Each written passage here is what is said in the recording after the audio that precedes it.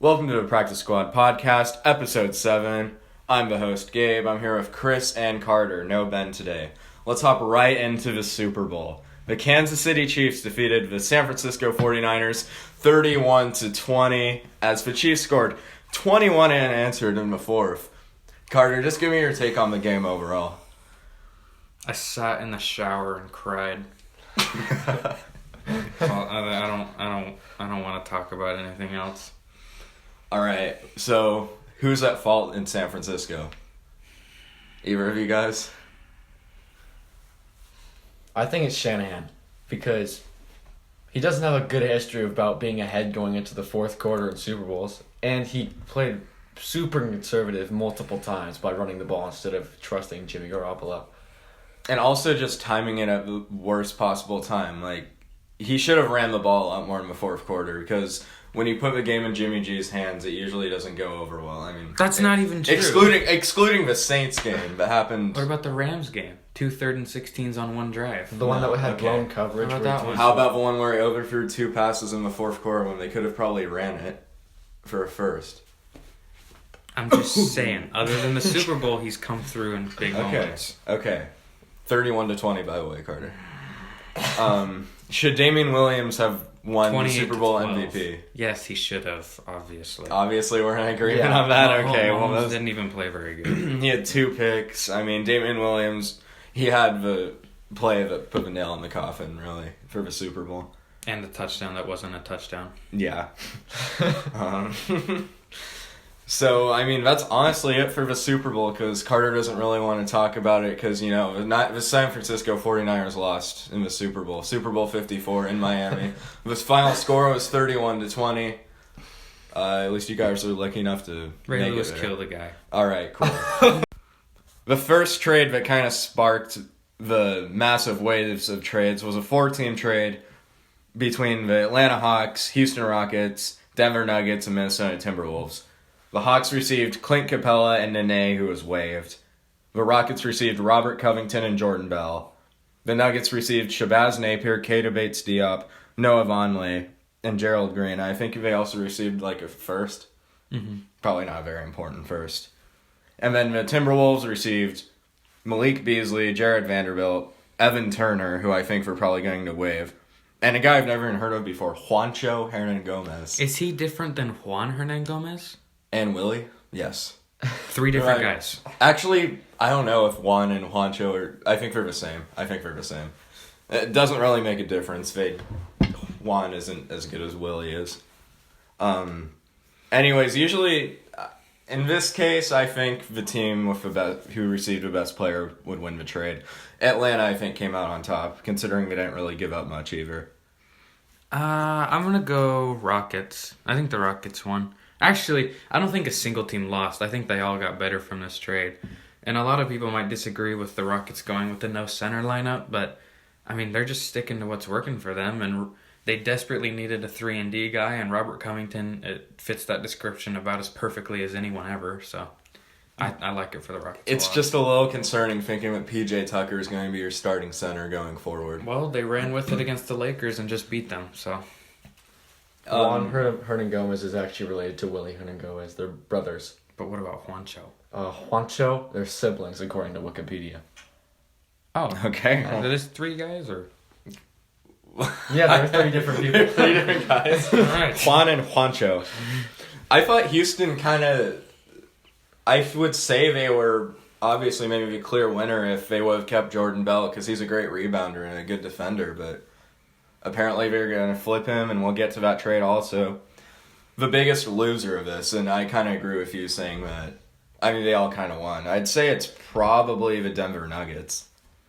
I don't think so. I mean, they got a bunch of decent pieces, and, well, I guess when it happened, I thought they were going to make another move with those pieces, because none of them are really going to be that meaningful in their rotation, but I don't know. I think the biggest loser is Nene. Yeah, that's fair. He went from Rockets to unemployed, and I don't know if any team's going to pick him up. Especially with his age. I mean, yeah, I agree with that also.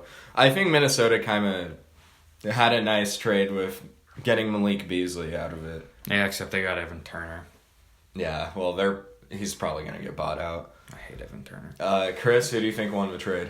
I think it was very balanced. I don't think there was a clear winner, so it's my opinion. All right, there we go.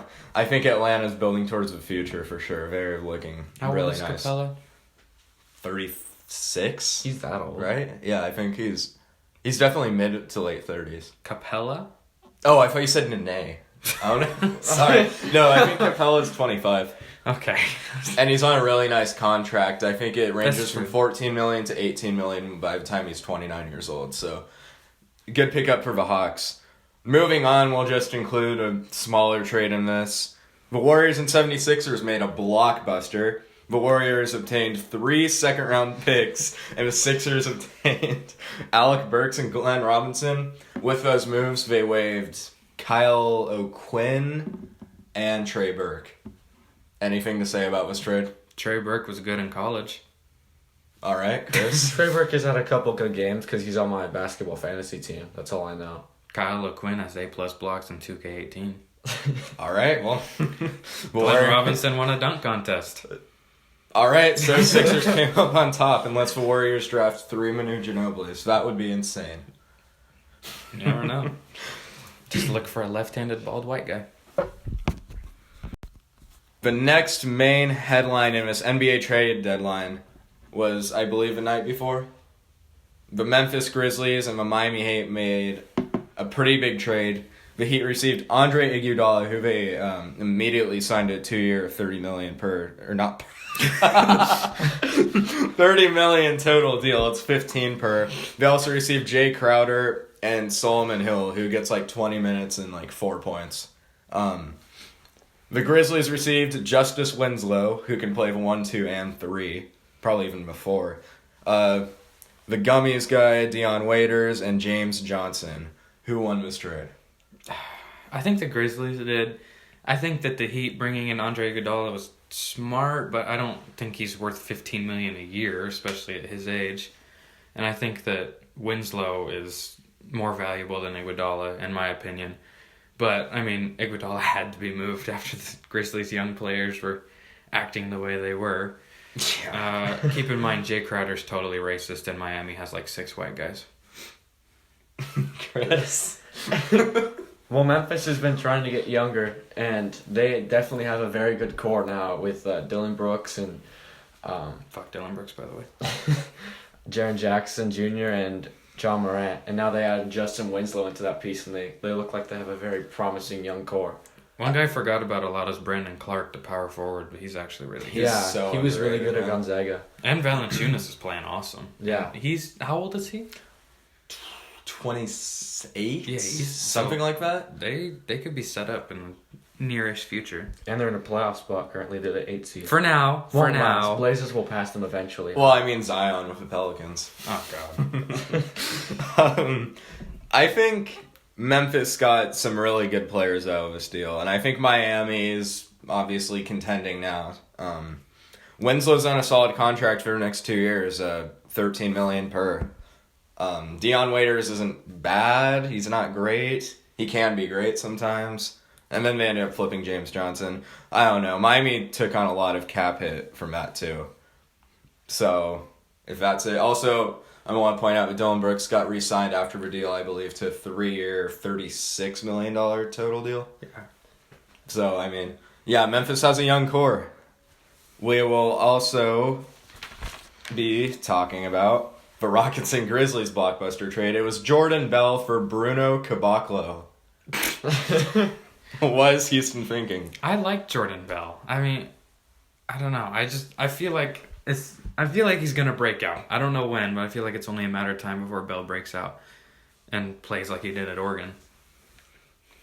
Yeah, Jordan Bell he's amazing in college, but the Grizzlies did give up the Brazilian Kevin Durant.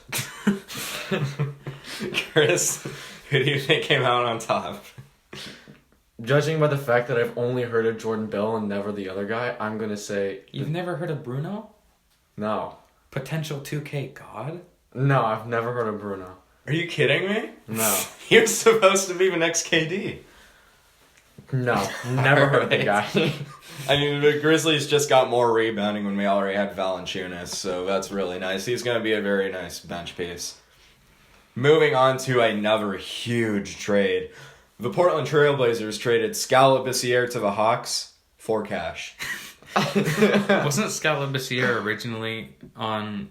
Wait, who'd they trade him to? The Hawks? Oh, never mind. He was on the Kings. Yeah. I don't know how much cash, but it can't have been that much for They Scalabissiere. just didn't want him in. And, I mean, they are in desperate need of money, but I feel like that's not going to solve the problem. Scal wasn't making that much, was he? No. I mean, I think Scal, he was a very good player in high school. He's I not think, bad. I know. I think injuries have kind of barred him But the a little bit. Blazers, big guys, they're kind of crowded with Whiteside, and Collins and Nurkic are hurt, but they're there too. And Labissiere was playing behind Anthony Tolliver, so. Scal was making $1.1 million this season. This season. I mean, do whatever works, I guess. I think trading Whiteside may have helped a little bit more. He's been cap playing relief. incredible. Whiteside has been nuts this week. I mean, just last night he had like 25 rebounds. Starting with the So he's Lakers. on a 1-year deal, though, right? Or he has 1 year left on his deal, right? You think Portland's going to re-sign him, even with Nurkic coming back? I have no idea. I have absolutely no idea. All right. Again, the Hawks are getting some really nice pieces for not giving up that much. Labissiere is going to be a pretty good backup power forward for them. Moving on, James Ennis to Orlando for a 2. Philadelphia is just making these blockbuster trades. Is there really anything to say here? Nope.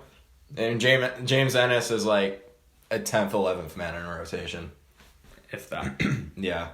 And then from the 4-team trade, Denver decided that wasn't enough for them. They trade Shabazz Napier to the Washington Wizards for 28-year-old small forward Jordan McRae, who's having a pretty quiet season, but he's honestly not that bad. 12.8 points per game, 3.5 rebounds, and 2.8 assists per game. That's a solid bench piece for the Nuggets. No, it's a solid bench piece for the Wizards. He's not going to put up those numbers in Denver. You think Shabazz would have helped more, even though they're kind of... I don't think either of them might help. I think this was kind of meaningless. I think the Nuggets might be the deepest. Well, I think Toronto might be deeper, but that's just maybe a bias. Denver has a really deep team, too. Yeah. I don't like Denver, but they're very good. Moving on to another minor trade, the Minnesota Timberwolves traded away Gorgie Deng, who apparently is a shooter now. I did not know that he could shoot threes, for James Johnson. So, I mean, I kind of think Memphis won this trade. Was it Memphis getting Zhang?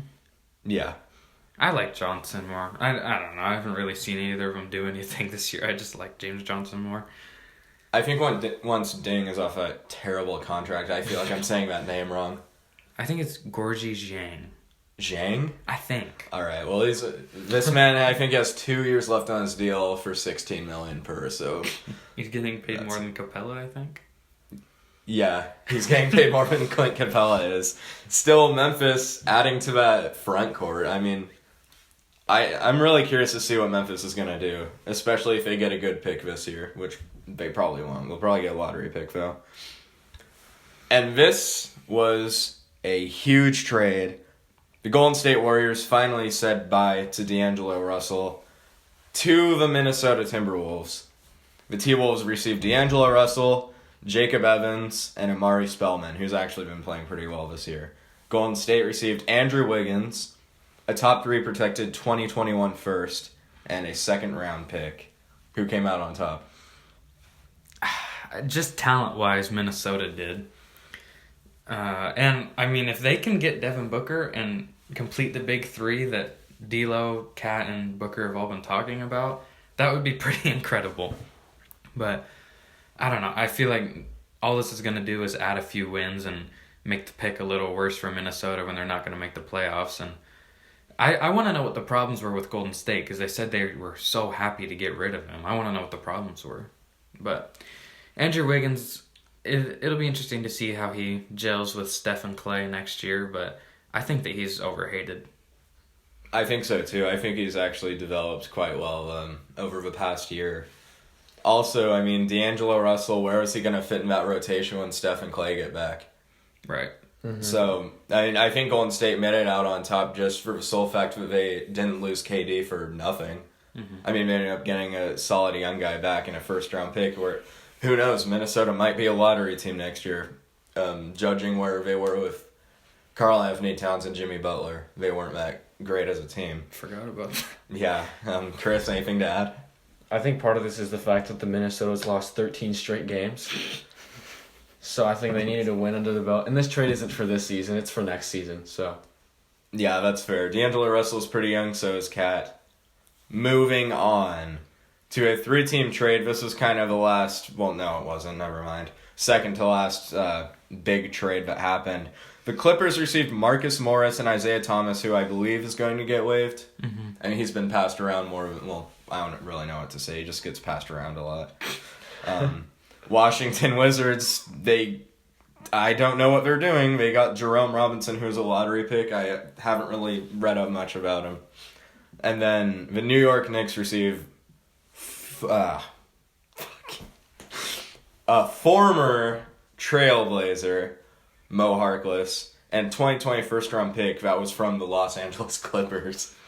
I'm convinced the Knicks rebuild will never end. That's fair. That pick is not going to be that good. And I love Mo Harkless. I think he was one of the biggest parts of the Blazers getting to the Western Conference Finals last year. He's not going to help rebuild your franchise, though. And, I mean, Marcus Morris was on a 1-year deal, so this is a clear go get a ring for the Clippers. Pretty much, yeah. I was kind of skeptical that he decided not to sign with the Spurs and decided to sign with the Knicks, but I think he made it out pretty well by going to the Clippers. Average 20 a game. I guess he knew what he was doing. yeah. Yeah, and Isaiah Thomas, who knows where he's going to go. He'll probably go to a new team again. Nowhere. Wow. Okay, well, Chris? He'll probably come off the bench for a team that has no hope of doing anything. Yeah. That's really sad. The Celtics screwed him over. So hard. It's not the Celtics' So fault. did injuries. Well, yeah. Could have come back and played like he did on the Celtics. He'd be fine. True. The Cavs probably would have, I don't know, Cavs would have been a better position, but they're getting in a better position from the last trade of the day, which they received Andre Drummond. Now, hear me out. Detroit got some really nice buckets in Brandon Knight, John Henson, and then a second-round pick. Man, what was Detroit thinking? What was either team thinking? Exactly. What were either of them thinking? I don't know what the Cavs are trying to do. They're like sabotaging their tank for Andre Drummond, who is a great player, but a center that can't shoot outside the paint is not going to rebuild your franchise. And Detroit, I don't even know what they're doing. I thought after this they would for sure deal Blake Griffin and just go full on tank mode, but now I guess they didn't, so I don't know what they're doing. The Pistons are hopeless. They're kind of like the Lions, except they've had a better history than the Lions. I don't know what the Pistons were thinking. I think if out of the two, I think they should have dealt Griffin before they dealt Drummond. And also they were shopping around 23-year-old shooting guard Luke Kennard, who's come on this year too. It's really confusing. Chris, do you have anything to add? No, Drummond has expressed multiple times that he wants to test free agency this year. And I guess they want to mix him to see how he work with Colin Sexton and Darius Garland. But I just don't understand what they want to do. Like, what's the goal? Is this the last year on his deal? Yes. Okay. I guess that makes a little more sense for Detroit, but you got to get more than Knight, Henson in a second. I mean, the Pistons didn't want to lose him for nothing, so they lost him for nothing anyways. I feel like every other team could offer more than that. Yeah, you could have definitely got some important pieces for a very good player, Drummond. So who do you think offered that trade?